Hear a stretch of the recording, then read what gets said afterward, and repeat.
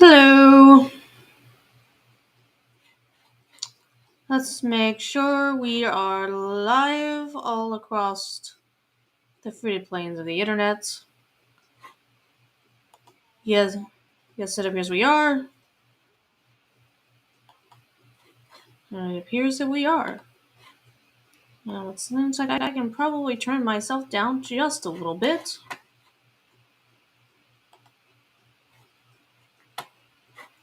And I should have already have had my drink, but I do not, so I will be right back.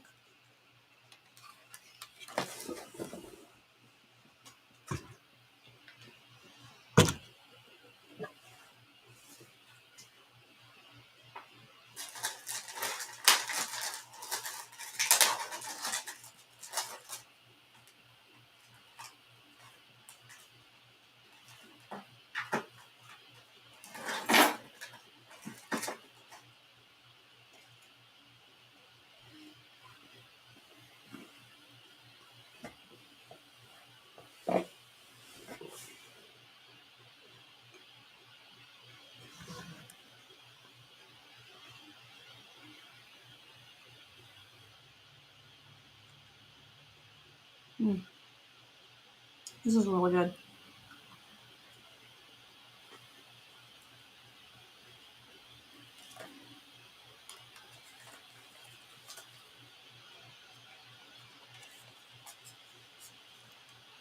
Right. The first thing I want to get started on is I want to talk about something that's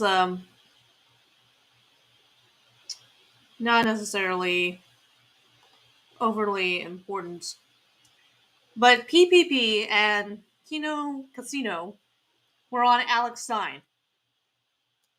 Why the fuck were they on Alex Stein? I know, but they did a arcade segment,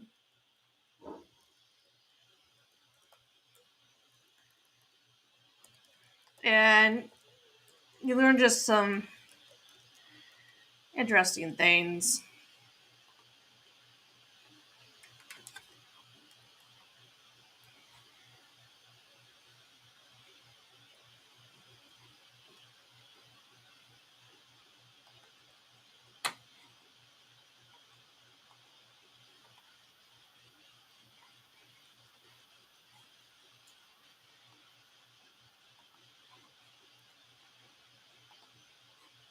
It's kind of a wild thing here to me.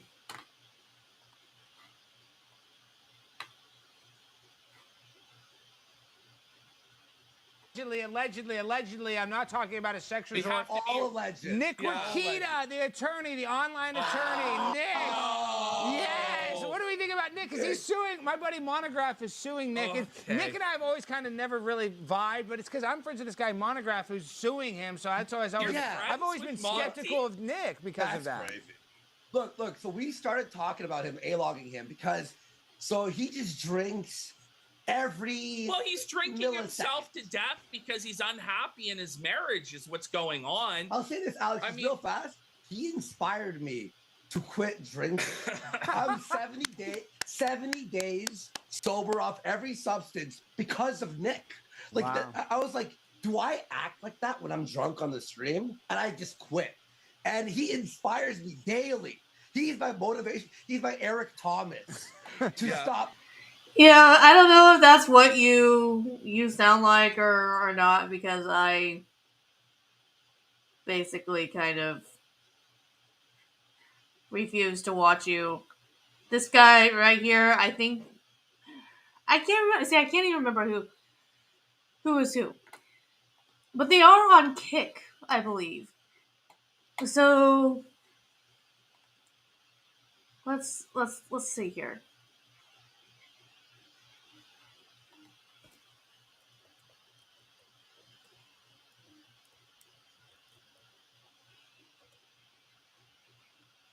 At least I thought they were.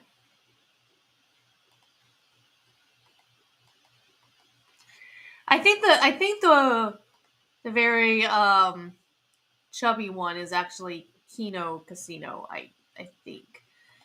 And the very skinny guy. Um,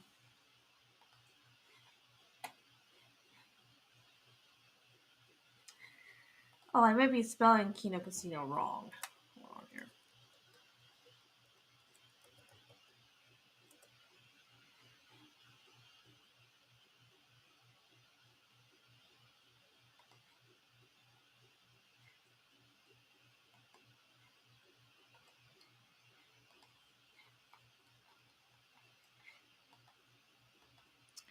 The only thing that I can even find on them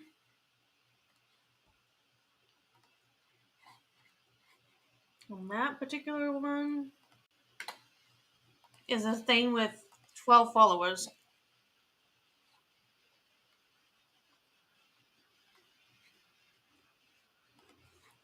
Let me see here.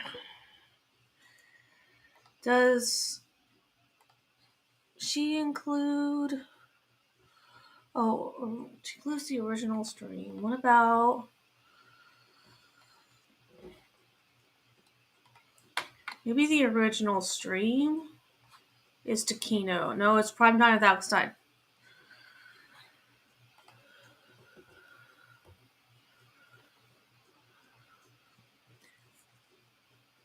Does he bother...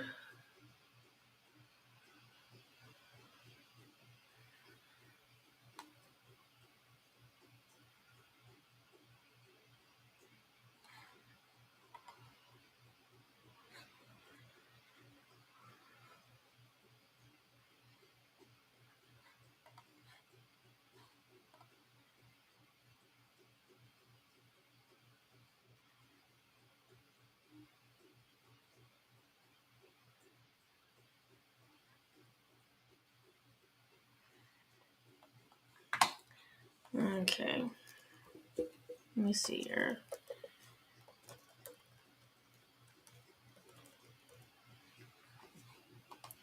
Because I really genuinely want to know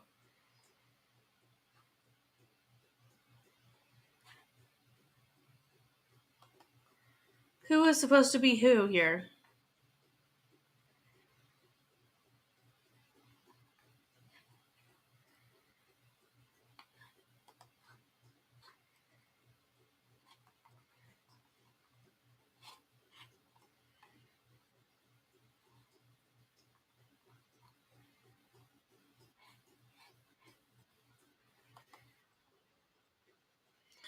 Okay, no.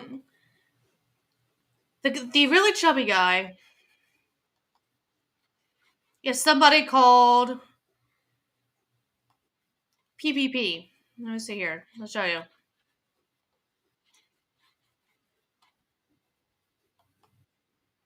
Starring PPP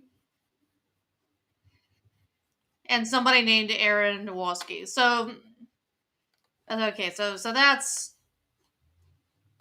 them. That was funnish, I guess.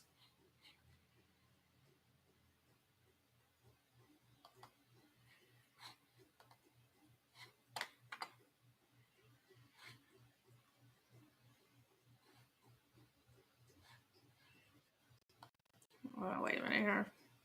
Okay. So that was funnish. All right, so let's get back to here. So this segment, Drinking. they're talking about him. This whole Montegraph thing, I'm not kidding. to me, is crazy. So Rekieta calls Montegraph a child molester, I believe, Like 18 without times. any evidence. Montegraph then says to him, "If you call me a child molester again, I will sue you." And then So that's kind Rekieta of goes review of ahead and that. calls him a You know, child he molester again gets- with no evidence. His source for this is, well, I heard Mr. Mediker say it on a live But like stream. this guy just Well, you know, grosses Mr. me Mediker out. is a notorious troll, you know? Yes, And he's full of shit sometimes- all the time.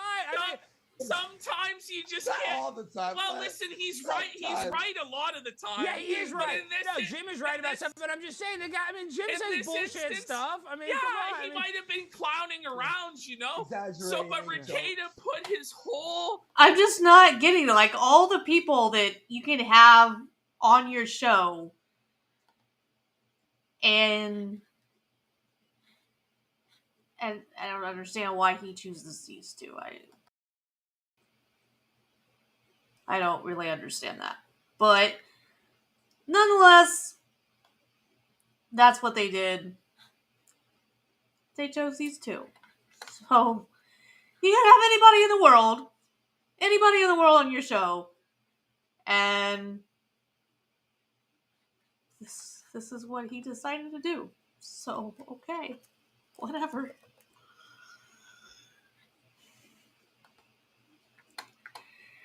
I don't know what to tell you, dudes. I'm just here to marvel at the insanity of it all. So, but apparently, Nick Rekieta and Alex Stein don't like each other or something. That's kind of my understanding. I'm trying to get this set up so that I can actually see my current live stream. See if I've got any comments.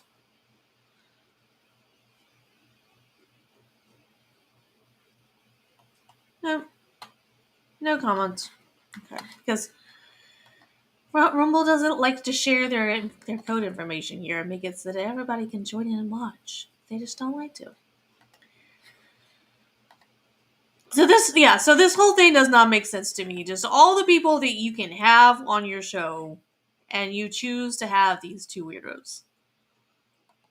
Legal future in jeopardy over a Mr. Medicare comment on a live stream for which there's really no proof whatsoever.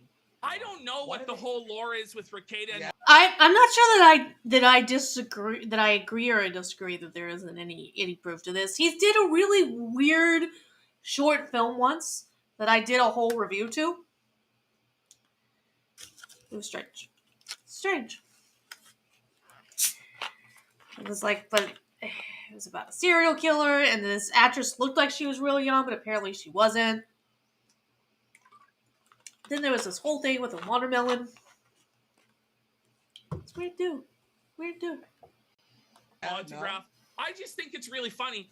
But Montegraph is, I think, represented by lawyers that mentored Rekieta in the past. And this guy Schneider. No! So his old mentors are suing his ass, dude, because he's stressed on stream about it. You can tell he was stressed. I think it might be a little bit of a stretch to say that he was their mentor. He was allegedly going to offer him space, to the office space, and I guess that kind of fell through.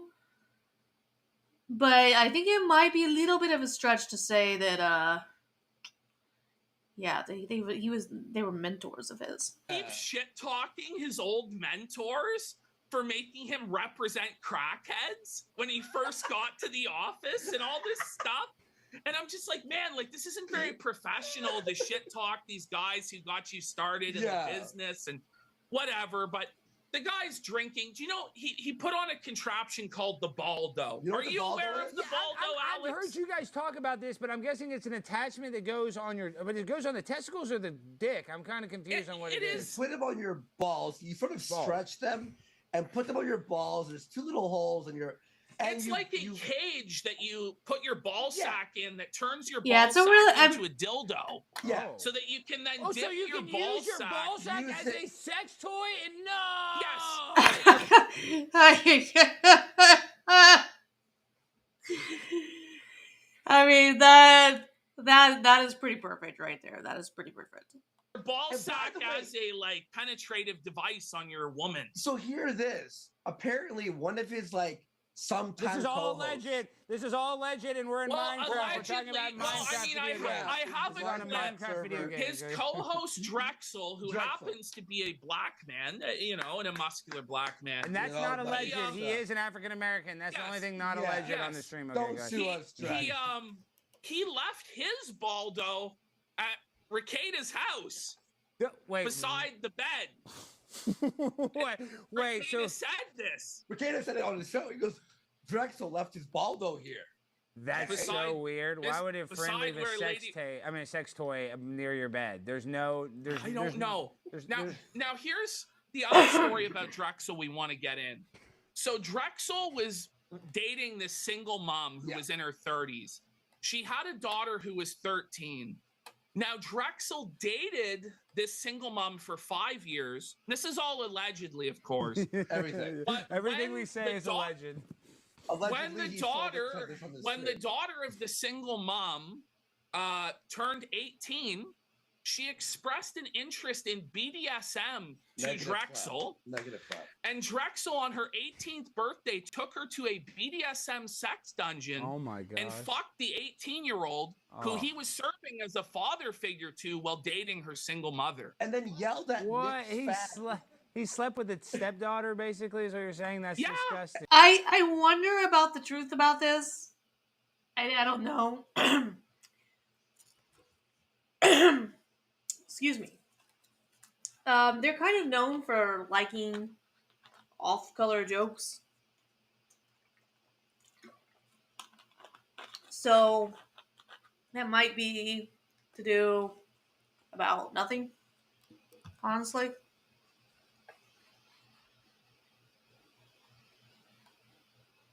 Wow. The day she And turned then- 18. And this And is then- this is Nick's best friend? Because this may not be Yeah. true whatsoever. And Nick, right? So they say this story on Nick's show. I and just Nick's I just don't know fans, because I Who don't he's courted as, Christian. I don't know if I conservative, don't know that if are I know like, them well enough. What the fuck? And then he's like defending it. No, she wanted it. It's okay. Da da da. And Drexel's been not on the show as much since that point. Well, wait, So, but Drexel was dating the mom at the time, so he was like, oh, he's just cheating on the Yes. mom with her daughter and just trying to defend that? Yeah. What a scumbag. So there you I go. missed this video. That's I that. meant to talk about this last stream. I did not. Oh, This is Ralph getting into detail about his. we don't his want to see this. predilections, as he would say. There we go. So this eclipse. Plus a couple different things. Her primary focus as of late,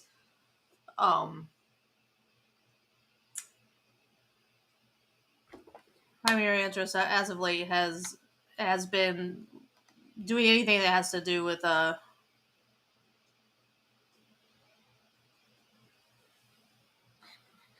Nick Rekieta. If it's Nick Rekieta related, she's probably gonna clip it, and she chooses to clip some interesting things. But now let's go to our primary thing that we wanted to get onto about, and let's talk about Kari Lake. So as you may remember, there was this whole thing, okay, about someone trying to bribe her to drop out of the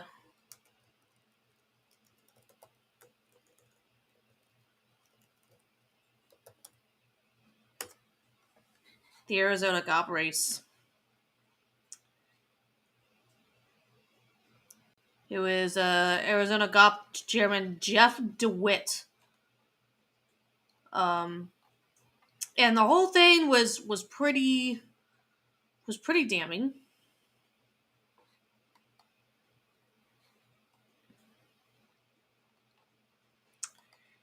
And she, was getting all these requests for interviews.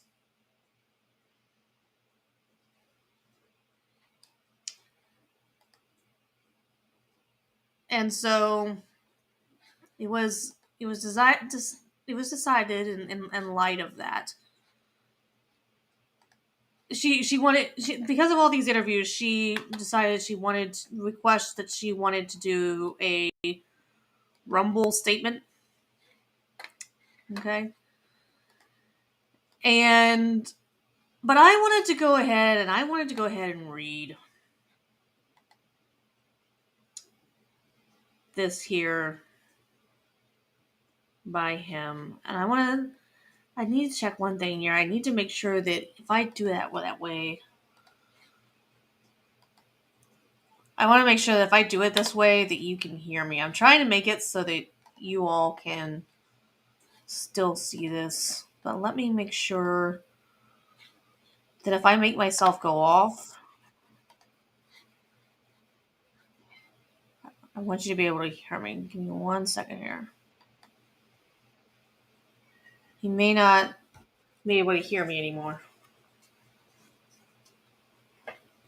Testing, testing, testing.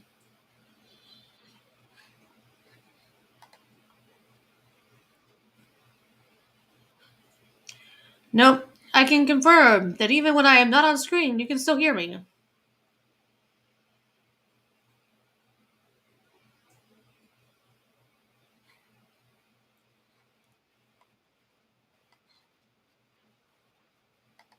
So that's great. So here's the statement here. And I think it's still kind of tough for you to be expected to be able to read it. We're doing the best we can here.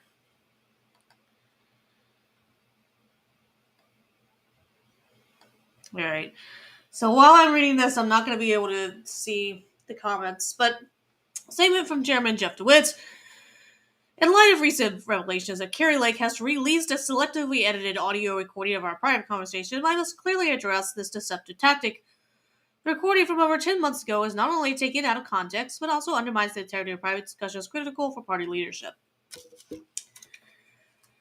So, first of all, if you've had the chance to listen to it, it's all over Twitter. It's kind of obvious that there's no way that this thing is selectively edited. I mean, to me, you can tell when something kind of jumps around, and this doesn't sound to me like it does at all. As chairman, my primary duty is to strengthen our party, which often involves challenging dialogues and strategic decisions. These conversations are meant to assess and enhance the viability of our candidates. The truth is, when I took the helm, our party was in disarray. Financially unstable, organizationally weak, and lacking in momentum. Today we have made significant improvements in acquiring a new office headquarters, legal victories for election integrity, and historic fundraising achievements.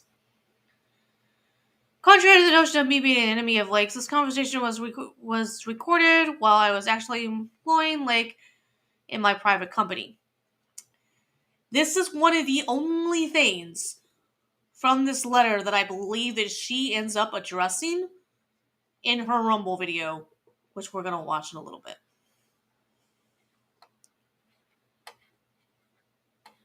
In fact, for over a year and a half, we had many conversations where I was looking out for her financial interest. The ethical breach in her recording our conversation while Lake was my employee raises serious legal and moral concerns. She apparently was not necessarily employed by him, is her claim. But they both worked with the same company.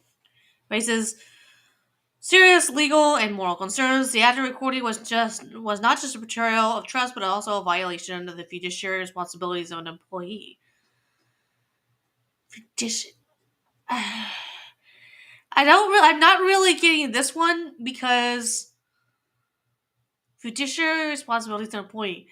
There was nothing they were discussing that appeared to be in relation to their jobs at the company that either of them worked at. I'm not really sure I'm understanding this. That's one's weird to me. But let's continue. Contrary to accusations of bribery, my discussions were transparent and intended to offer perspective, not coercion. Our relationship was based on friendship, and the conversation that is not being scrutinized was an open, unguarded exchange between friends in the living room of her house. Yeah, see, it wasn't even on company property. It was at her private residence. I genuinely believed I was offering a helpful perspective to someone I considered a friend. Lake has a massive megaphone that I cannot compete with. I am just a business and financial guy that got recruited into the unpaid role that demands the amount of time, roughly 2 full-time jobs, nights, weekends, holidays, and more, are all work days. My motivation for accepting this position was that I wanted to contribute positively, with the primary focus being the betterment of Arizona and our nation through the elections of competent individuals. While there is much more I would like to express, I must refrain from defending myself, as it could potentially undermine this objective. Okay, but he goes on. I mean, this is a two-page. I must not say more, but I'm gonna say more. Like, what? Make that make sense, because that doesn't really make sense. I can't really say more. It'll update. It'll interview with our objectives, but I'm gonna say more. Oh goodness. Since our conversations where I advised to postpone her campaign and aim for the governor's position in 2 years, she has been on a mission to destroy me. It was a suggestion made in good faith, believing it could benefit both her future prospects and the party's overall strategy. And, I mean, that's very much a possibility. You've got to make decisions, I'm assuming, about whether or not you're putting someone forward that is electable. So I'm not going to doubt that they have these kind of strategic planning discussions. But I guess it seems like it would be something that she, you invite her over to party headquarters. It's kind of weird to come over to her private residence and have the conversation there. That, to me, makes it kind of weird. But what do I know?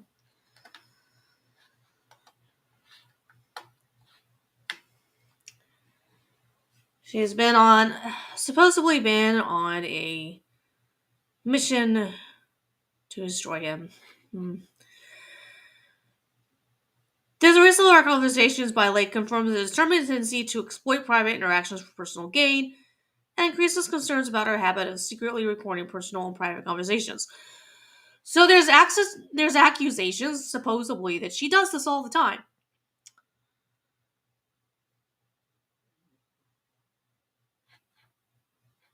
This is the first that I've heard about it.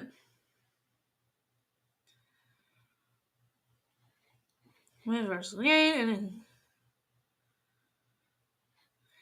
mean, that's something that I'm sure you're going to tell me that no politician ever exploits things for their own commercial gain. That's all you do as a politician is exploit things, when you think about it. So, I mean, that's not concerning to me. I'm a little bit confused that she has a habit of secretly recording personal and private conversations. Why would anybody ever want to have a private conversation with her? Why did he want to have a private conversation with her? Why did he think that there wasn't a chance that she would not record it? This is obviously a concern given how much interaction she has with high-profile people, including President Trump. So, despite her tendency to do that, you would still want her to be governor in 2 years? You should be full stop. If this is a concern, you should be full stop saying, nah, we don't want you as a candidate. Bye-bye. But it's not what they were doing.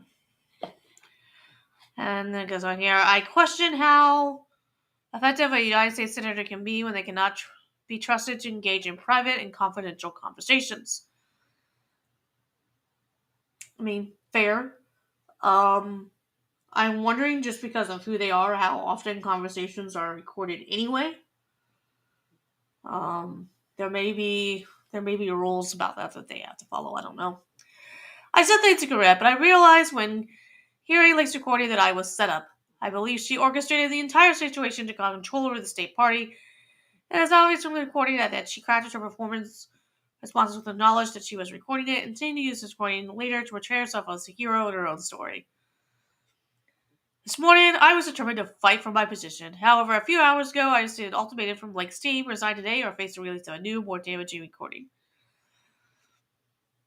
So this was something I had a question. If you have the recording, release it.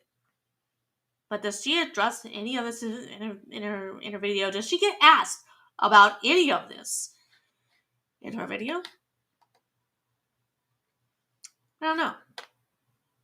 Let's see. Let's find out.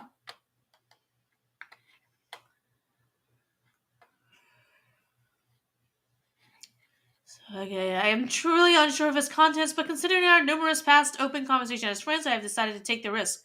I'm resigning as requested in the hopes that she will honor her commitment to cease her attacks, allowing me to return in the business sector, a field I find much more logical and prefer over politics.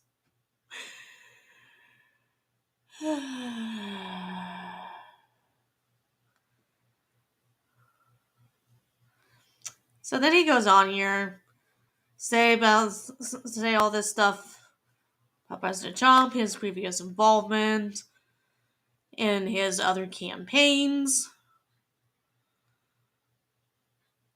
President Trump is not only a successful businessman, but also a passionate patriot. We both have faced the challenge of dealing with unauthorized recordings, a situation no one should endure. While I have occasionally critiqued some of his enormous, my admiration for his character has never faltered. My dedication remains with Anderson Republicans, our commendable elected officials, and candidates who are champions of freedom, as with my friends in the Trump campaign, united in our goal to reclaim the White House. Our party's focus should be integrity, should be in unity, integrity, and the election of candidates who can truly lead and represent our values. We are weakened by internal strife, underhanded tactics, and the erosion of trust. As someone who has dedicated countless unpaid hours to this cause, I hope that every future party chairman is committed to steering our parties.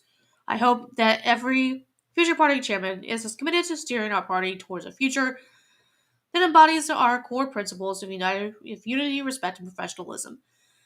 In closing, my actions will always reflect what's best for the Republicans, our commended elected officials, and our mission to reclaim the White House. This is all such a distraction so that mission that I'm doing as Miss Lake wishes and stepping down as chairman of the Arizona Republican Party.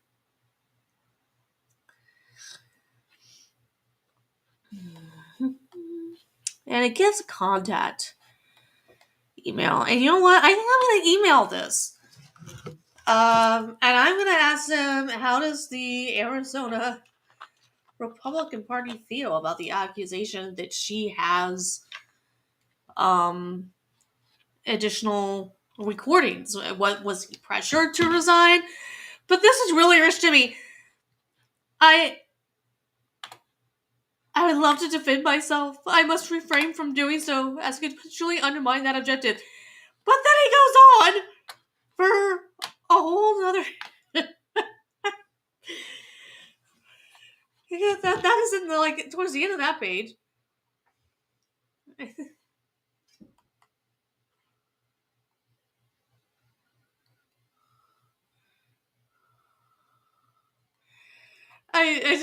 That's just wild to me. That is wild to me to say that, we're trying to,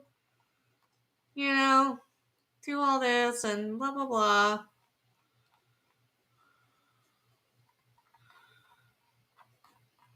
And he goes on for another page and a half, so that's interesting. But then what?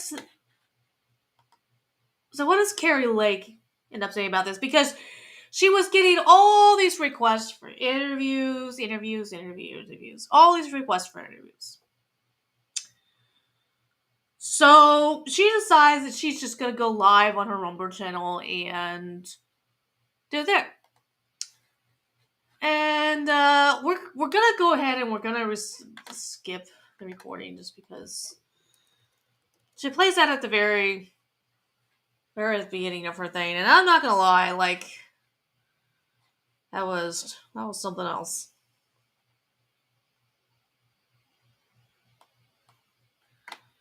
But we're gonna speed through here.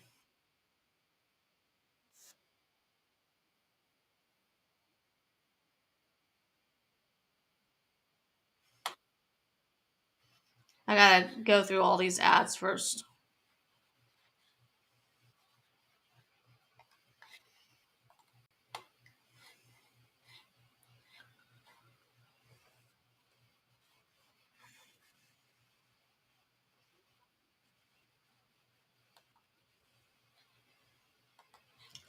Alright. I'm gonna share this instead.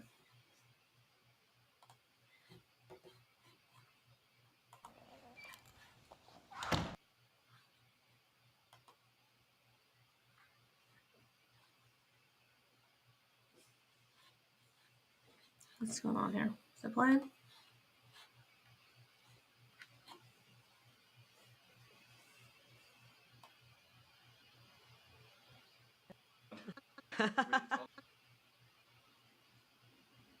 Waiting for this to start up, and I'm really honored that you guys would give me a little bit There of we the go. night. We're like, here we are midweek, and I'm glad that your social life is as exciting as mine. That we are all here, and we care deeply about our country. We're trying to save our country right now, and so I'm glad that you're joining us. We decided to put this on Twitter as well. We didn't even let anybody know, but we're really happy about that. So, hey, what's going on? Nothing happening in the world, right? We just got back in Arizona, the amazing state, the most amazing, beautiful, and sadly corrupt state, in my opinion, in the country.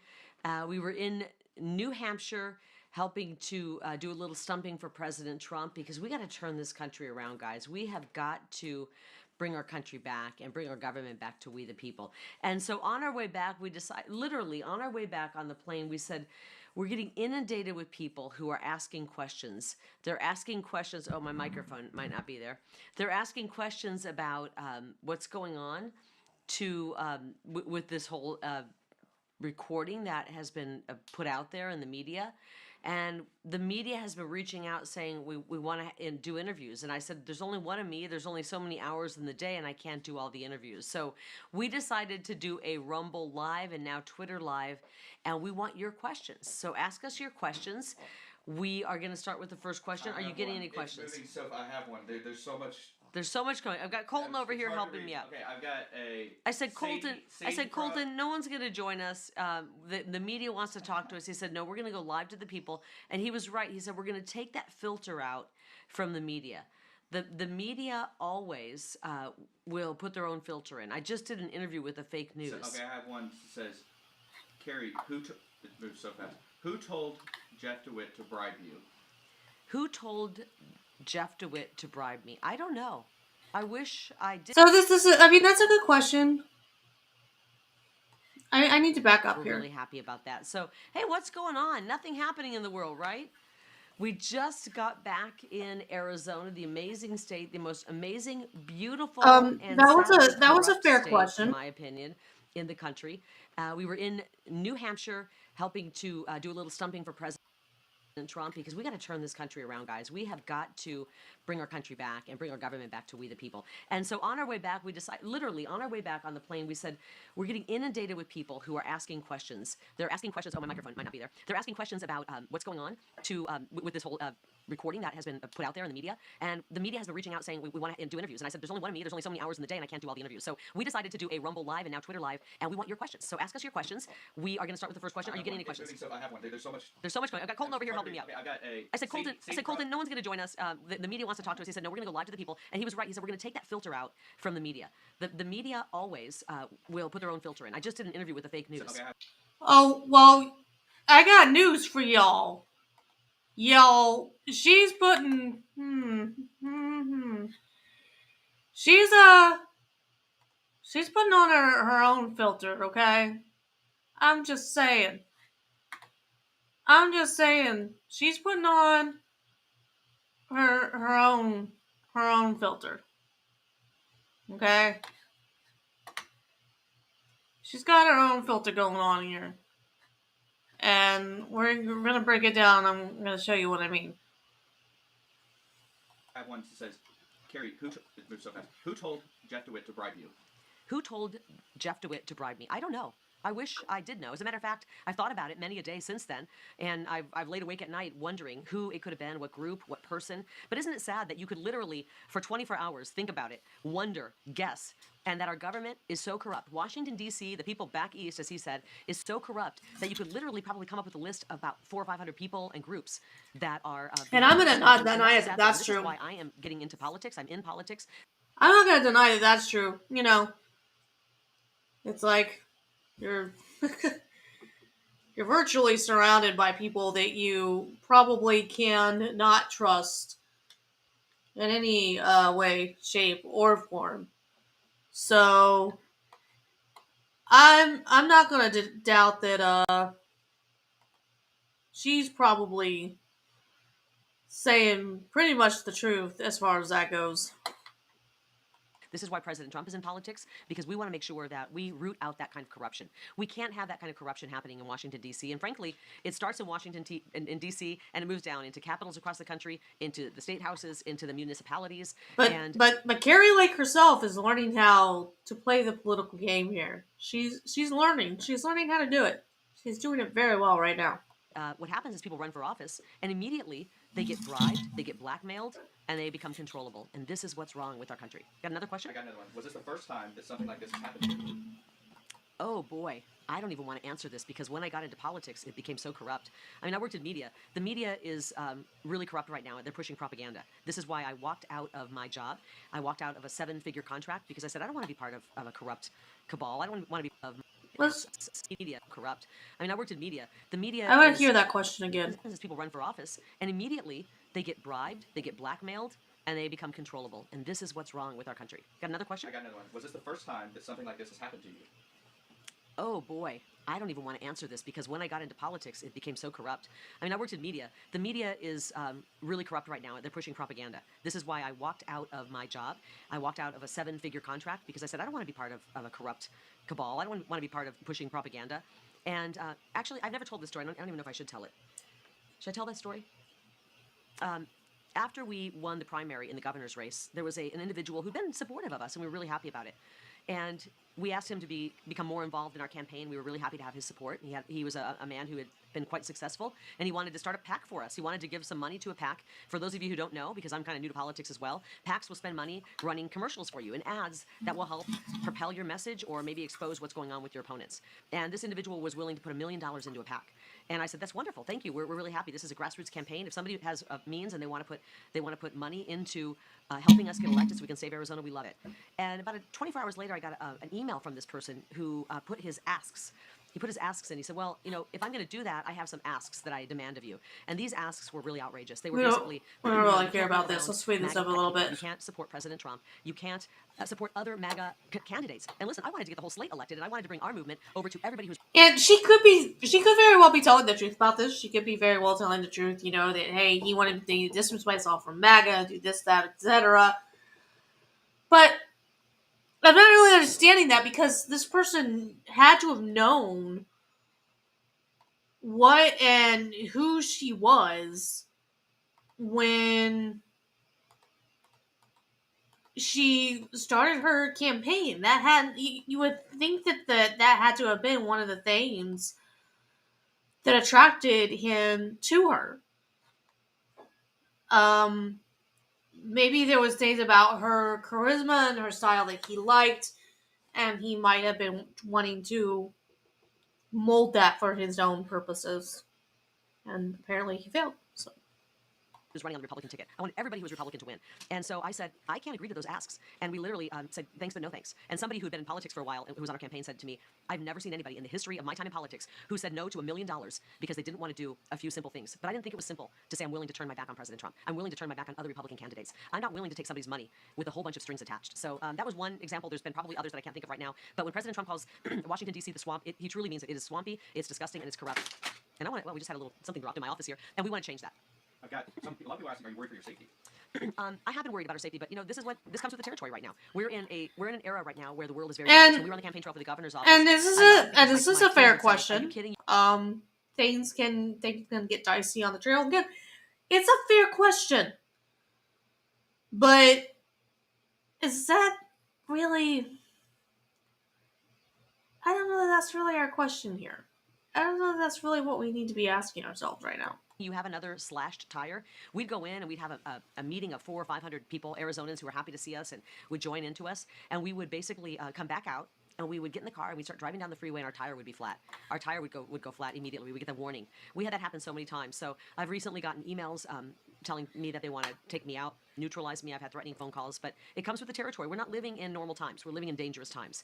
And when people threaten you... And this could very well be true. Why are they trying she to may have had... because you are making a difference. And as I said in that people video, threatening him, that's very possible. They will have to kill me to stop me. I am a mother. And if you're a mom out there, raise your hand. Let me know you're out there. If you're a father out there, we've all seen those videos where we see dads and moms over the past, where you see them like lifting a car. A car's rolled over a child. And Does literally being you see, like, two a dads and a mom, or three dads lifting a car. Like being they a have cat superhuman mom strength. count? And that is that energy and that certain thing that we have inside of us when we become parents, that we have to save and protect our children. And I have that inside of me right now, and I'm willing to do anything and everything to save this country. Because saving this country, I'm going to be honest, I'm being selfish. I want to save it for my children, but I also want to save it for yours and my future grandchildren. This isn't a question, but this was interesting. They said, say hello to Colton, everybody, by the way. They said, this tells me if they're willing to bribe you out, they don't think they can cheat this next round. I've said that before. They expended a lot of ammunition in 2020. We discovered a lot of the ways that they cheated in 2020. They did a lot in 2022. And why do you think they're trying to stop President Trump? Why are they trying to indict him in 4 different, municipalities? They're trying to indict him. They're trying to. I just don't get it. The questions that he's asking her, it's about everything and anything except probably what arguably is really, really important. Really, really important. So I don't really get it. I don't really understand it. The whole thing is kind of weird to me.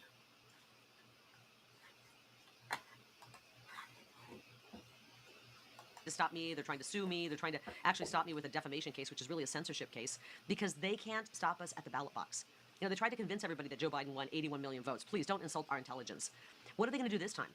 When President Trump wins by that many votes, are they going to try to convince us that this geriatric patient who's leading us into war, who's caused an invasion at our border, are they going to try to tell us he won 100 million votes?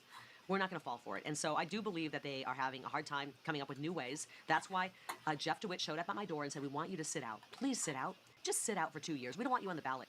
But, I mean, we could say that we're not going to put up with it, but, what happened when we tried not to put up with it last time? We didn't get anywhere. Our most effective thing that we could possibly hope to do is to file lawsuits, and every single one of them would get shot down, thrown out every single time for stupid things like standing. I think President Trump himself may have even had things thrown out for standing, and then she didn't get fair rulings in any of her court challenges. So, because they can't stop this movement. This movement of us, we the people. And frankly, I don't care what party you're in. Democrat Party, Republican, Independent Party, Pool Party, Pizza Party, Brunch Party. I don't care what party you're in. It is about our country. It is about saving our country and protecting our children. And they can't stop us, and they know it. And so that's why they're trying to bribe me out of politics, sue Donald Trump, keep us so busy in court that we can't campaign. But I don't think people are going to fall for it. People are putting money into the Rumble chat. There's a lot of money coming in. Someone said, what can we do to help? Everyone else should encouraging everyone else to put money in. I didn't know this was Money. That's Okay. cool. That's great. You Well, you can actually, I just see that my team put Oh, so yeah. Now all of a sudden we're wanting to talk about all the Rumble money that's being put into chat.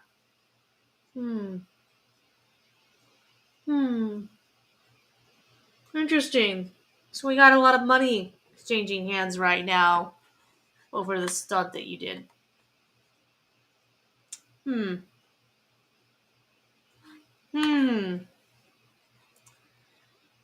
it kind of continues on like this. I think that there's I don't think we got to the point question yet. Campaign.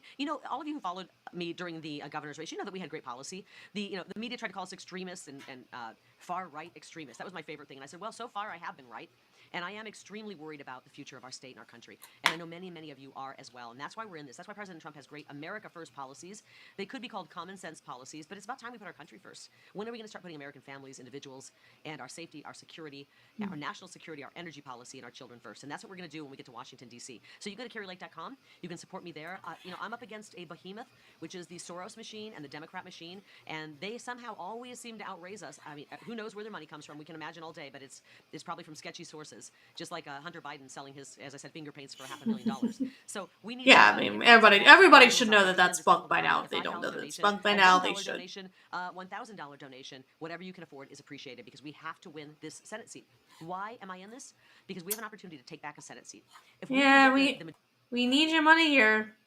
Let's majority listen in to the that Senate, then again. we can make sure the Senate is probably from sketchy sources, just like Hunter Biden selling his, as I said, finger paints. So For let's $500,000. listen to that again. So we need to get moms and dads and individuals out there, even in this difficult economy, a $5 donation, a $1 donation, $1,000 donation, whatever you can afford is appreciated because we have to win this Senate seat. Why am I in this? Because We're to needing take back a Senate seat.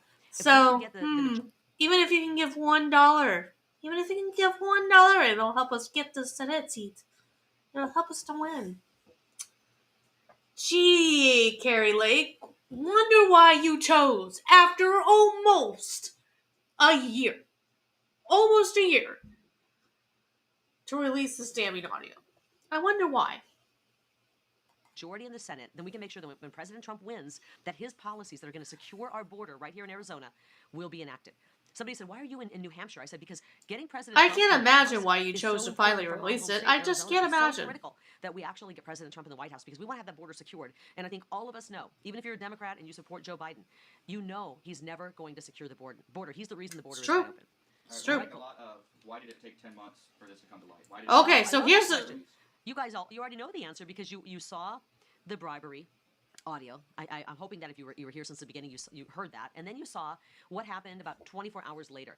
As you heard in that audio at my home, that was recorded at my home, you heard that I said I'm very busy. I'm packing. I'm finishing up my book called Unafraid. By the way, you can find that on Amazon or anywhere you get a book. Actually, only places that sell books written by conservatives. And I said I have to go. I don't have a lot of time. I was getting ready and packing to go to CPAC. I was one of the keynote speakers, and I was really honored to have that honor to be a keynote there. And he said, as you heard in the audio, don't tell anybody this happened. Don't talk about this. If you say no, don't mention it, which is really suspicious. But I thought about it on the flight to D.C., and I thought, you know what? I have to mention this. So I changed my entire speech when I got to CPAC, and I mentioned it. I did a whole speech on this. I did a whole speech about how corrupt the government is, how I had just, in the last 24 hours, been bribed. Yes, you mentioned it at your CPAC, but you didn't mention who it was. And I don't know if you ever mentioned that you had a recording of it. Almost as if it was a movie. It didn't even seem real. And I did the whole speech. And since then, in several important speeches I've delivered and even talks with just small groups, I have mentioned that I was bribed by an individual to stay out of politics. They can't have us in politics. They can't have we the people in politics because we're too dangerous to the corrupt system. So I've been talking about this for 11 months. Sadly, the mainstream media hasn't bothered to ask me any questions about it. Can you imagine that? If somebody on the liberal side had been talking about being being blackmailed, they would have been asking questions, but they didn't ask a single question about it. So the video came out, or rather I should say the audio came out, and the name came out, and now they're all of a sudden interested in it. All right, this is Jordan Conradson texted me. He says, don't you think it's hilarious that the lefty journalists like Lori Roberts are attacking you over this, rather than admitting he was wrong? Why do they attack you? What's your response? Oh boy, I haven't read her response. I'm shocked. Okay, let me tell you who Lori Roberts is. She's a cat lady who lives in Arizona. The video came out, or rather, can you imagine that? So does she really answer this question? You be the judge. When I got to CPAC, and this happened. You heard that I said I'm very busy. I'm packing. We're getting a lot of why did it take 10 months for this to come to light? Why did it take? Oh, I love that question. You guys you already know the answer because you saw. Do we really? Audio. I'm hoping that if you were here since the beginning, you heard that. Do you really? Because I'm not feeling like we really know the answer to that. Dangerous to the corrupt system. So I've been talking about this for 11 months. Sadly, the mainstream media hasn't bothered to ask me any questions about it. And I will say this is the first that I've heard about it, but I can tell you something though here. This is another issue that I'm having with this whole entire thing. I don't hear about you in the news anymore, lady. I don't hear about you. I'm not seeing any evidence that anybody cares about you.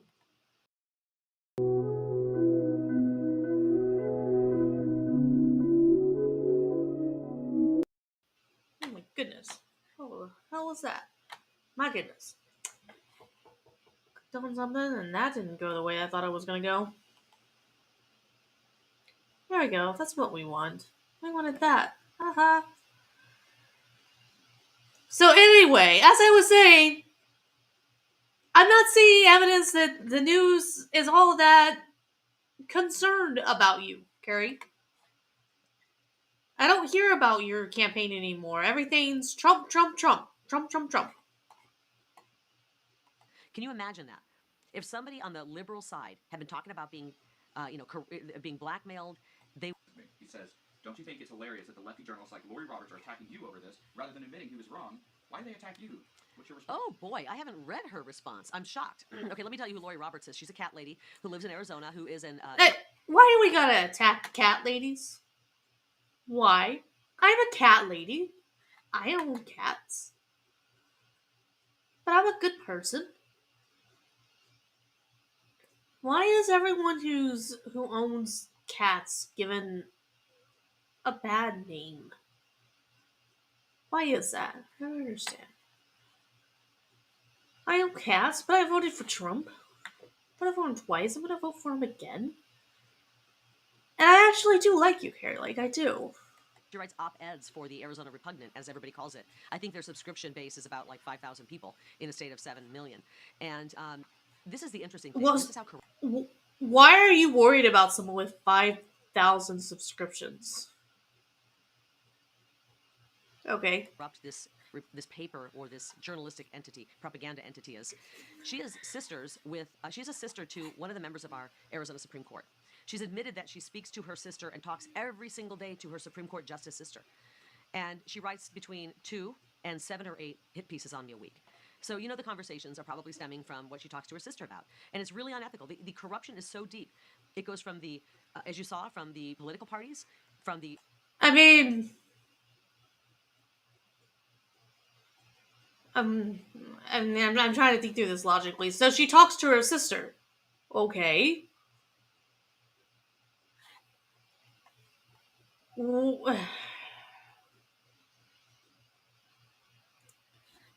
Depending on what the conversations are actually about, there's. I don't know that there's. I don't know that there's anything wrong with the conversations she has with her sisters, but okay. Oh, fudge nickels. Wrote about you. You're going to have your loved ones looking into your eyes, and I hope to God that we're not living in a communist fairness and that you in Arizona are involved in that deal with our elections. So it's completely unethical. She's an angry woman. I'd love to sit down and talk to her, but I don't think she has the courage to do that. I've got. And how can you blame me? My question for her is, how can you blame me? He showed up at my home and he threw this at me. How do you blame me for that? What do you think of Jeff DeWitt's resignation letter? What do I think of Jeff DeWitt's resignation letter? Well, it came very late. I didn't see an apology to the people of Arizona. He tried to act like the behavior you heard on that audio is normal communication amongst friends. It's disgusting. And I think he did a horrible job, and he should have just apologized, resigned, and apologized, and said he's going to work to do better. What can we do to keep this sort of? What can we do to keep this sort of thing out of politics? What can we do to keep? I don't know if you can hear Colton. What can we do to keep this sort of thing out of politics? We can start to elect America First candidates. I really believe that the America First movement is about rooting out corruption. It's about rooting out corruption, and we see that with President Trump. But here's the deal. But it's like there was so much more in that statement that you needed to answer and you needed to explain. And the thing of it is I super chatted something along the lines like, what other recordings do you have? Ask something about like, why can't we hear these particular recordings if you have them? Did you actually threaten to release them if he didn't resign? Because I'm trying to understand and figure out, how is that any better? The America First candidates are the ones who are strong enough to withstand all of the hatred. He mentioned that cat lady who writes for the Arizona Republic.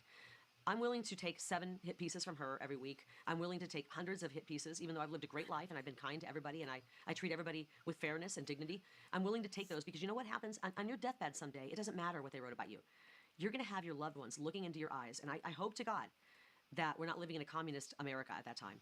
But if we are, they're going to look into your eyes and they're going to say, what did you do to try to save America? Did you do anything donate? to prevent this? Did you I'm donate? my kids look into my eyes and say, Mom, thank you so much for doing everything you could to save America, to protect our God-given rights and our freedoms. And I don't want to have that other option, which is that we've lost America. So we've got 10 months to get together, work hard, and save America. And I want to reach out to people who maybe aren't somebody who voted Republicans. Maybe you voted Democrat or Independent before, and you're thinking, wow, I don't like the direction this is going. Maybe you heard that audio recording and said, that's disgusting. I don't like that at all. I want you to just look deep in your heart Some of them could be disgusted by the fact that you recorded it to begin with. I don't know. and say, is your life better than it was 4 years ago? Is your children's future more secure than it was 4 years ago? And get behind this great America First movement. We have an opportunity to turn this whole nightmare around. We know that the Democrats are no longer Democrats. They are radicals, and their policies are destructive. They're dead-end policies, and in some ways they're deadly policies, especially when you look at what's happening on the border. And we have a chance to turn this around with great common sense policies, and that's what I want to make sure we get into place here in Arizona. I've got a good one, Kari. This says, my name is Amy. I live in Vermont. I'm sorry this happened to you. I just donated $20, and my church group would like to pray for you. What are your prayer requests? I just donated gosh, $20. Amy, Vermont. What is I your get that, prayer I get request? that question asked a lot. Would you believe that? So many Happy say, will donate more We are money. going to do prayers for you, and I feel That's her those prayer prayers. request. I know President Trump feels them as well. I know many people are praying for him. Pray for our movement. Pray for our country. And pray that we have to, and I know this is hard because sometimes I don't want to pray for the people I don't like. We have to start praying for the people who are opposing bringing our country back. We have to pray for, I don't even want to call them enemies because I don't think I have any enemies, but we have to pray for the people who are pushing back against saving our country, the people who we look at with maybe disdain, and pray that they find God, because this is really a good versus evil battle that we're in. It's truly a good versus evil. And I know that we're weary and tired. I'm exhausted. We've been up since God knows when. We just flew back on a very long 5.5-hour flight. We're all tired. We're going to get up tomorrow and do it again, and just pray every day that God uses you and gives the skills that He gave you, that you can use those to help save our country. I would love it if you pray for my family and our safety. That would mean a lot to me. Pray for our country. Okay, and that so we well, are she successful just in saving stresses this great, great the republic. need to pray for her that And for our now country and stuff. That was concerned it. about the future of the Republican Party. What do we do next? Well, that's going to be, I'll be honest, the corruption I saw in this individual, I don't think there's anybody who would be worse, to be honest. You could get a church mouse who might be a more ethical creature.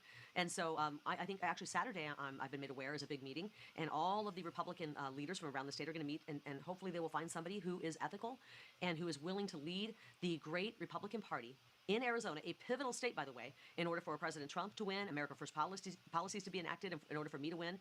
We're going to need to have a strong Arizona Republican Party. So I hope and I pray, this is, by the way, the prayer warrior in Vermont, please pray for this, that when these amazing Republicans descend on Phoenix on Saturday, So they that come was together and find a that great, was supposed to be ethical, honest happening leader tonight. who's strong and smart and hardworking and can lead us through the next 10 months as we take our state back and our country back. This one says, Kari, who can we trust? This opens a lot of questions as to who is real and who isn't. Who are some politicians Oh, boy. that you do trust? Oh boy, I say this all the time. I trust the people the media is hitting the most. I trust the people the media is relentlessly attacking. When you see the fake news media attacking somebody nonstop, put everything you've got behind them. Pray for them. Get involved with their campaign. Of course, I trust President Trump. And I hope and pray that the Arizona Republicans will elect a good leader for our Arizona Republican Party, and that we can then start putting our resources and energy and even donating to the AZ GOP, because we need a Yeah, strong no, AZ GOP I ain't for donating next to year. nobody. So let's see what happens on Saturday, and find these America First leaders that you see running. You will know. We need to start listening to our intuition. And they call it women's intuition, Colton. It's that little kind of feeling you get in your gut. And I got that feeling a few days ago when I said, I want to look back at that recording. What was in that recording? I never ever looked at it. It's been 11 months and I never watched it back. And a few days ago, out of the blue, I just started watching it. And I was so horrified by what I heard. It was so much worse than what I remembered it being when I was in the middle of that conversation with Jeff DeWitt. That recording, when I heard it, as I said, my daughter was listening in. She was gasping. And I thought, oh my gosh, this is the worst. This is really one of the worst things I've ever heard. It's so corrupt. I'm getting some questions about being employed with Jeff DeWitt. Can you talk about that? Isn't that funny? The fake news media was Okay. like, oh, were you employed?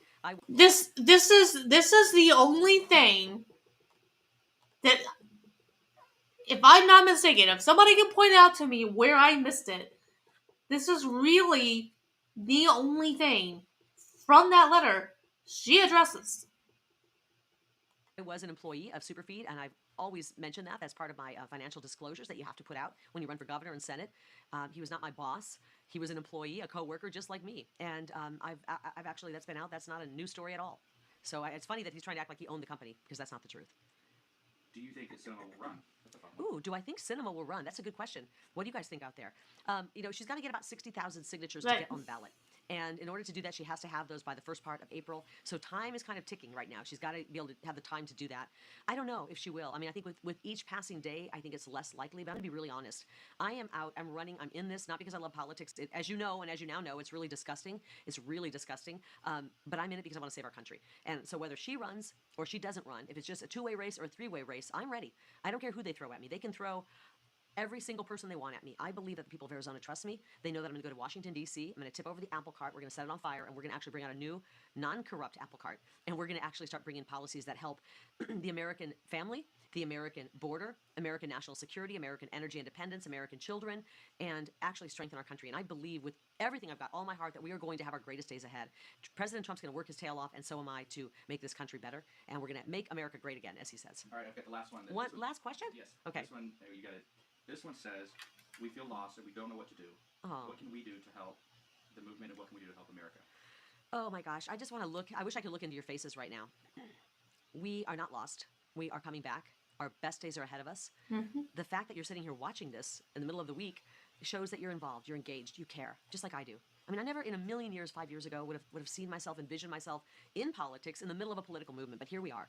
And everywhere I go around the country, I go to liberal cities, liberal states, conservative cities, and conservative states, and people everywhere come up and say, thank you for fighting. Thanks for talking about election integrity, for fighting for it. Thank you for being involved. This next 10 months is going to rely on every single one of us to use our God-given rights, and or God-given abilities, I should say, to save our God-given rights. Your abilities might be, you might say, well, what abilities do I have when it comes to politics? Maybe it's just picking up a phone and you like to talk to people and calling people, getting involved in a phone bank. Maybe it's answering emails for a campaign. Maybe it's protesting some of this ridiculous stuff you're seeing that the left is pushing. And by protesting, I mean not buying products that are pushing this agenda on our children. Or maybe protesting means literally holding a sign up and saying you're not for something. We all have to get involved. Get involved with your local Republican club, whether it's Republican Women's Club, whether it's the state party. And I'm hoping that after Saturday, we're going to have a very strong Arizona state party. Get involved with campaigns. We have to be involved the next 10 years. And most importantly, Okay. So wait, did you say something? use your voice. The most important and the strongest and most potent weapon we have is our voice. So we got to use our voice and make sure that we are speaking out about the candidate. So so that's basically it. So I mean, for some reason, the questions that were chosen, had to do with the whole idea that she was employed by this guy. Turns out she wasn't employed by him. They were both employees of the company. She did not work specifically for DeWitt. But we got some interesting news as well, because apparently there is finally a new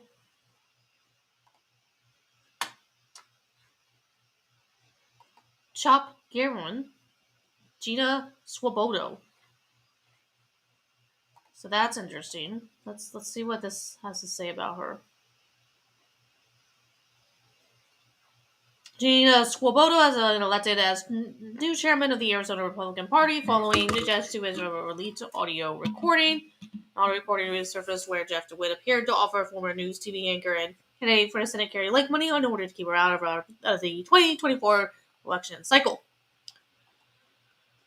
AZ GOP spokesperson Janice Latacan confirmed Swobodo's win following a mandatory Arizona GOP meeting on January 27th. Swobodo also posted on X after the West State is proud to have the support of former President Donald Trump. Arizona Senator Winnie Rogers says Swobodo won 67% of the votes. And that's Gina Swobodo.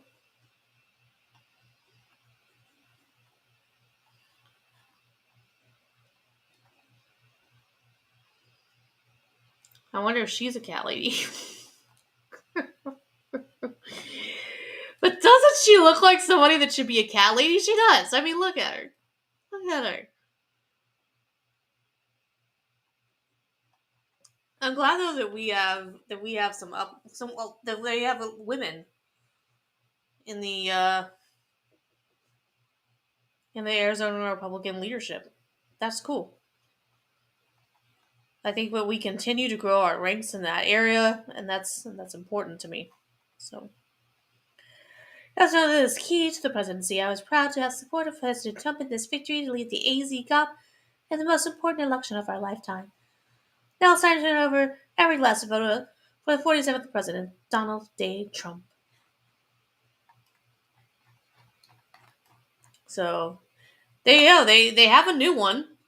And, I wonder, though, if we can see what Kari Lake thinks of her.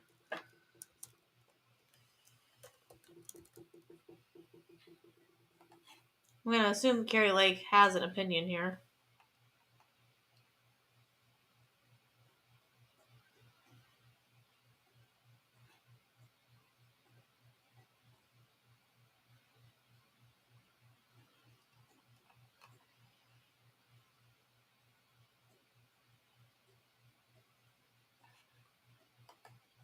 So here we go.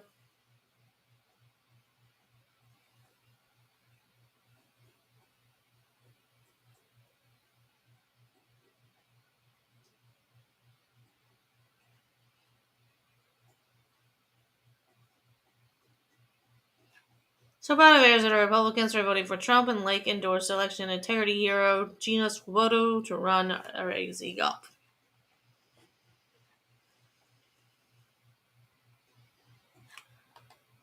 Well, so it was somebody that she actually wanted.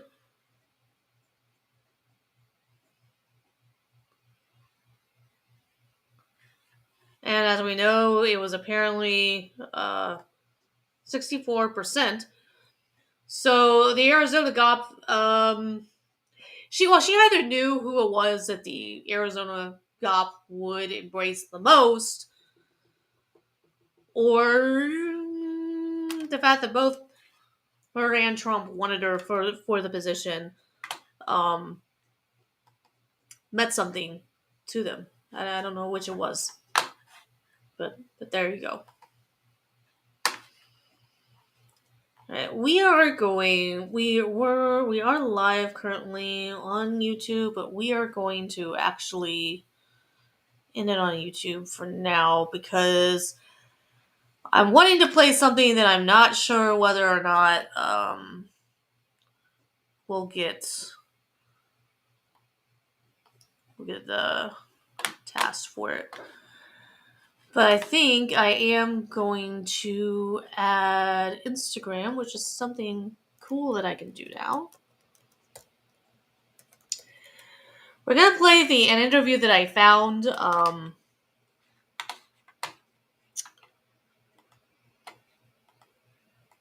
of Dean Winchester's interview. Jensen Axel's interview.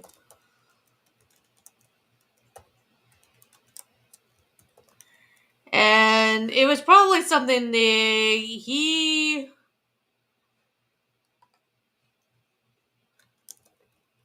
I wonder if he ever expected it to see the light of day. Who knows?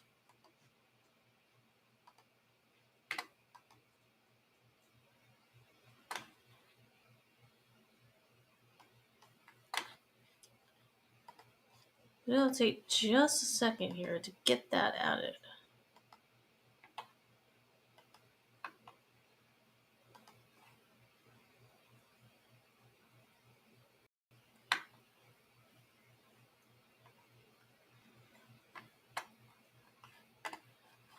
Let's see how that's looking.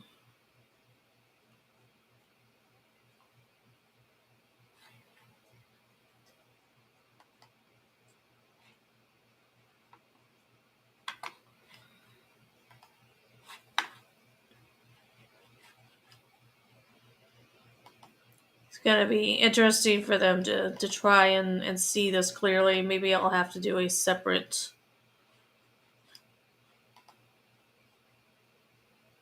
stream for the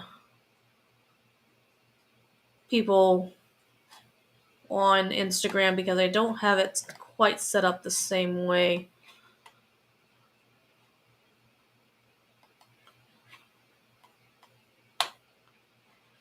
Let me see here. Maybe if I take the overlay thing off. Let me see. I don't know if it's going to be hard for some of them to see this or not. It's just kind of a different thing here that we're doing.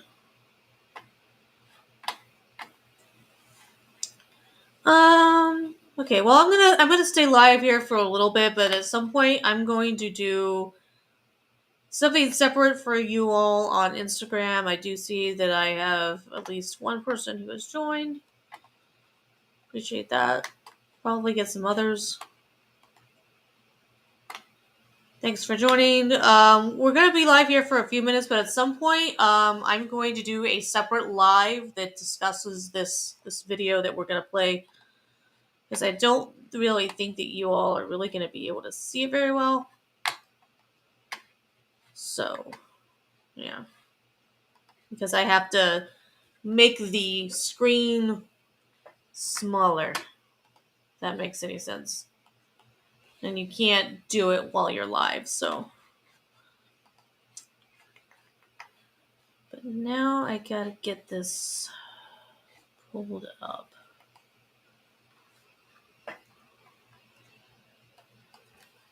Jensen Ackles, police interview.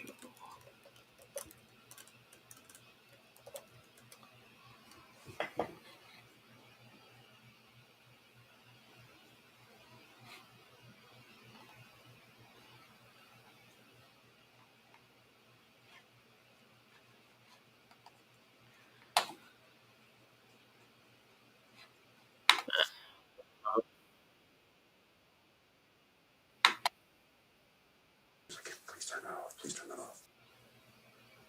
Okay, let's back this up a little bit. For those of you that don't know, Jensen Ackles is one of the major actors. Drinking warm water before bed gets rid of wrinkles I don't almost want your overnight. interview. Did you know that wrinkles, fine lines, and dark spots? There we go. I guess all you got. He was from Supernatural, and at one point they did decided that they wanted to specifically interview him at the police station regarding all of this, and so they did that.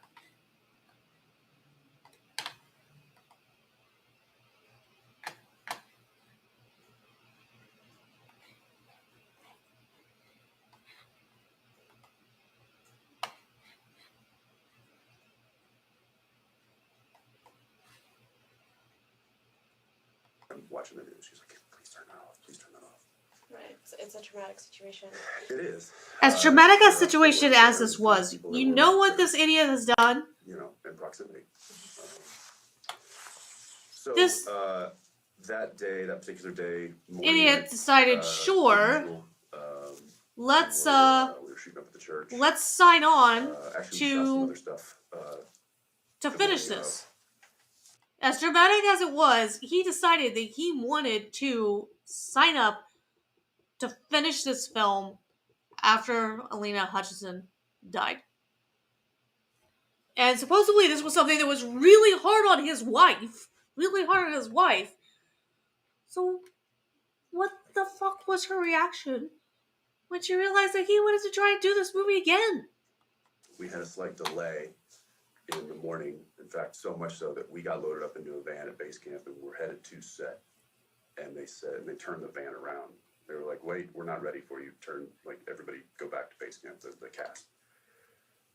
And I heard that on the radio. I was like, what the fuck? Like, that's weird. Like, if maybe they had a camera, a lens issue or the light wasn't right, but at least bring us up there. It's going to be a 10-minute fix, whatever it is. Little did I know that it was the camera crew that was walking because they weren't, I mean, this is what I heard that morning from the producers. Cause I went in and I was like, yo, what's happening? And they were like, a camera is walking because we will put him up. So he has an interesting perspective from this. From what I remember, if you are a union outfit, there are just certain things that you're required to do that you just really can't get around. And they have different unions for, I think, for separate unions for the camera crew, and I don't remember what that's called. But then you have SAG, AFRA, specifically for actors, and there are just certain realities that you're gonna deal with, especially if you're dealing with a mid-level budget film, and this is Hollywood's idea of kind of a low budget film, and then you have films that go on much more of a grassroots level, just people in the community that's ultra low budget. I'm like, put them up where? What do you mean? They're like, well, they're set up in Albuquerque. They want to be in Santa Fe because it's a longer commute. It's less of a commute. They want a lesser commute. it's in the contract that they don't get that. They're still in the zone. And if we do it for them, then we have to do it for all of the departments. And we don't have that in the budget. It's a small budget movie. Try this 10-minute morning ritual tonight to rapidly reverse signs of aging. This ex-plastic surgeon from Miami, Florida, has just shattered the $10 billion skincare industry by inventing a device that allows you to remove wrinkles and fine lines at home in record time. Skip that. So they threatened to walk, and they walked. I was like, well, when did they threaten to walk? They were like, this morning. They waited until like one of our busiest days when we have a big giant shootout. They knew we were just coming off a 2-day break. They could have said it. They could have done it like 2 days prior, given production 2 days to find replacements. But they didn't. They were smart. They're negotiating, and they showed up that morning with their equipment. They were like, so you gonna put us up? And production was like, no, we told you no. And they're like, okay, bye. And that's why they were like, send cast back to base camp. We don't have a camera crew right now. We gotta figure some shit out.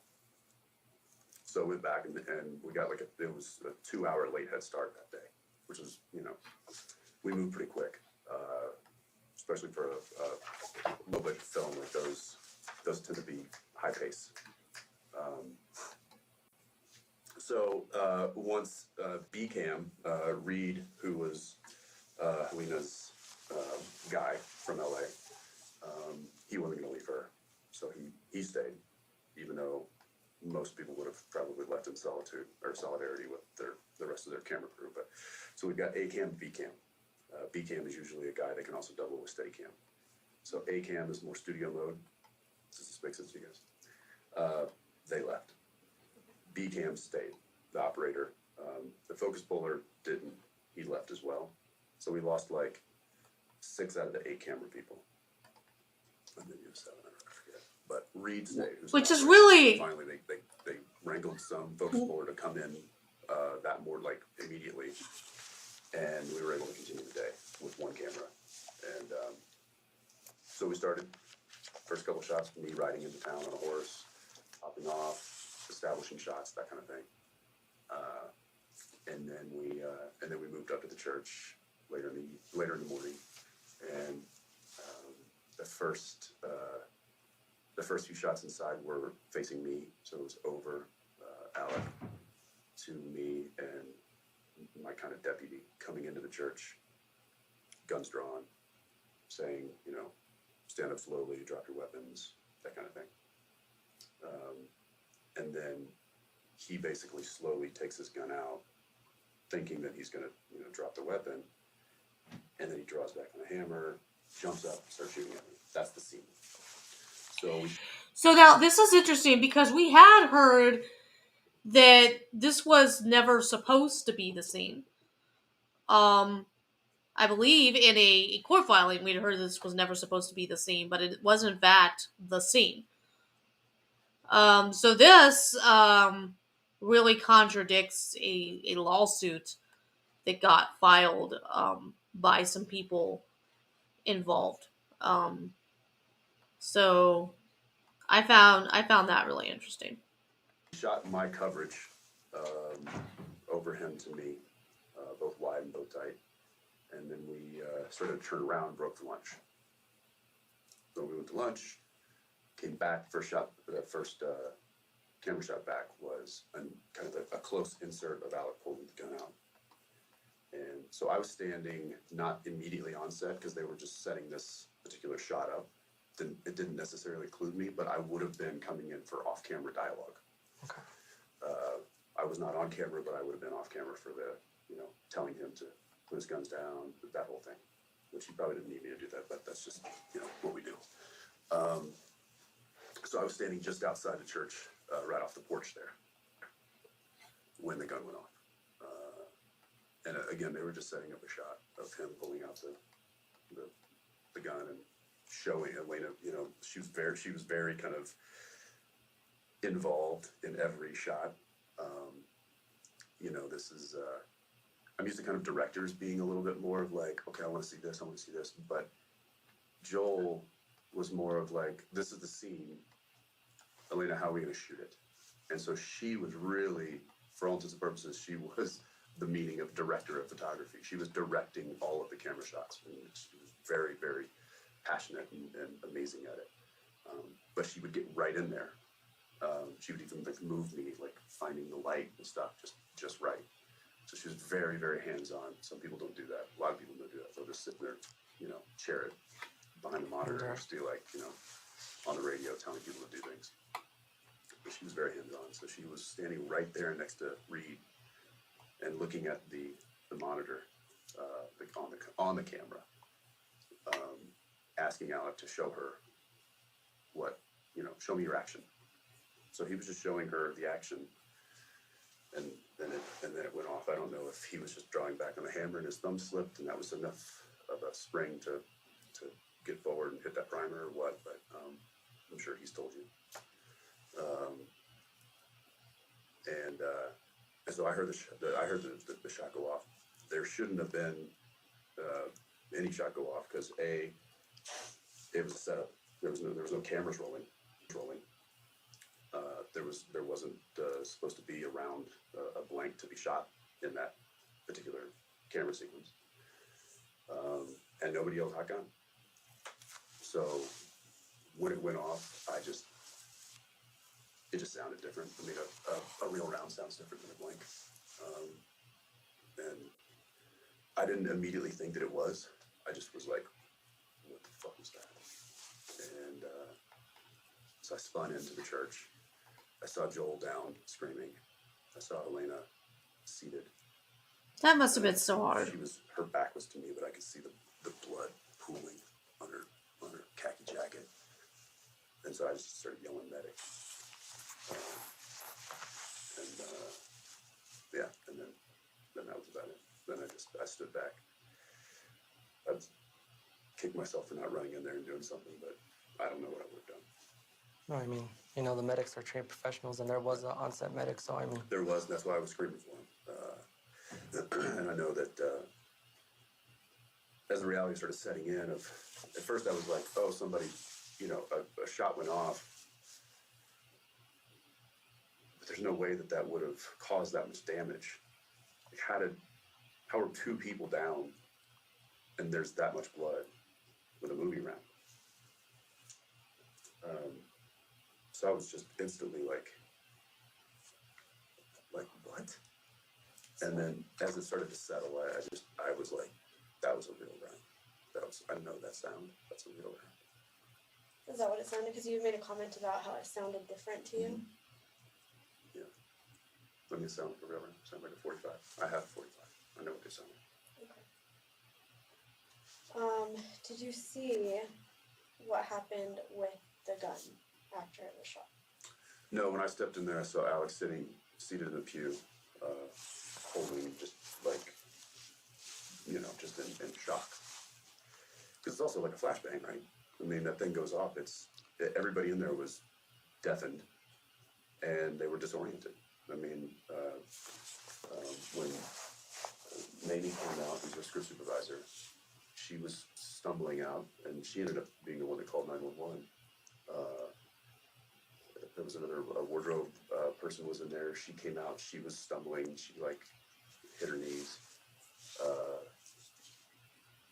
Reed was still in there. There was a few people that kind of staggered out, but it was disorienting. So I didn't go in because the medics were yelling everybody out, and Joel. Here's an urgent message for all those grappling with No. virus.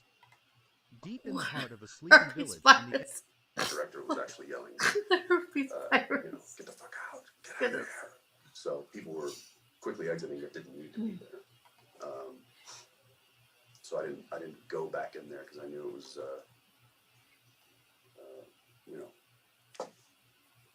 I couldn't do anything at that point. So I just was standing back, and then I started helping move equipment to make way for response. Okay.